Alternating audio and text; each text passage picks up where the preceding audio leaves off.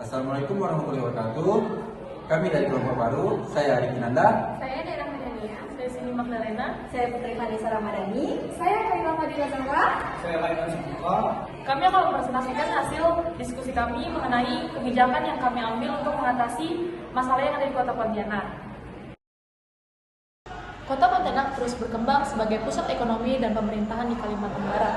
Pertumbuhan penduduk dan kendaraan bermotor setiap tahun membuat dua ruas jalur utama, Jalan Imam Bonjol dan Jalan Tanjung Pura, mengalami kemacetan parah. Kemacetan ini terjadi terutama saat jam sibuk, yaitu pagi dan sore, terutama di sekitar Pasar Tengah, Jembatan Talanlai, dan titik pertemuan dua arus kendaraan dari beberapa arah. Dampak kemacetan ini sangat signifikan, seperti waktu tempuh yang lama, menurunnya efisiensi distribusi barang dan jasa, meningkatnya polusi udara dan kemiskinan, serta berkurangnya kenyamanan pengguna jalan dan citra kota. Oleh karena itu, pemerintah Kota Pontianak merencanakan pembangunan flyover yang menghubungkan Jalan Imam Bonjol dan Jalan Tanjung Pura di kawasan Simpang Jembatan Talanlai sebagai solusi utama mengatasi kemacetan ini.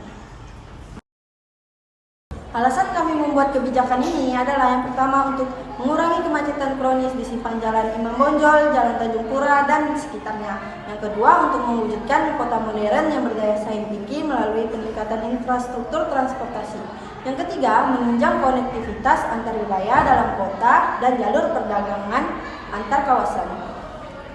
Yang keempat, mendukung aktivitas ekonomi dan logistik dengan kelancaran arus kendaraan barang dan jasa. Terus yang kelima, menurunkan angka kecelakaan lalu lintas akibat padatnya arus kendaraan dan perlintasan yang tidak teratur. Tujuan kebijakan ini, yang pertama mengatasi kemacetan lalu lintas di pusat kota Pontianak, terutama pada titik simpang strategis. Yang kedua, meningkatkan efisiensi mobilitas masyarakat dan kegiatan ekonomi. Yang ketiga, mewujudkan sistem transportasi perkotaan yang tertata, aman, dan berkelanjutan. Yang keempat, menunjang pemerataan pembangunan infrastruktur antar wilayah dalam kota.